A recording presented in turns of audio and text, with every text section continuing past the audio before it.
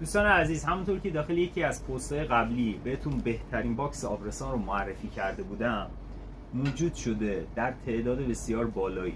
هم میتونید عمده سفارش بدید و هم تک. شلنگ آبرسانش هم در کنارش موجوده.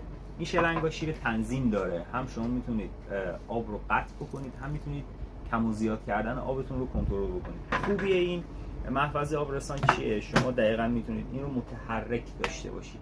یعنی وقتی میخواید تیغه ها رو از روی دستگاه باز کنید، این قسمت محافظ رو میتونید از روی سینی برش دارید و در زمانی که میخواید کار بکنید قسمت محافظ رو روی سینی قرار میدید و کار میکنید. این باکس دیگه پاشش آب نداره، مثل اون باکس های PVC نیست که شما رو اذیت بکنه.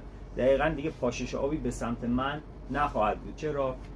چون به شکلی طراحی شده که دقیقاً آب رو در داخل خودش جمع آوری میکنه.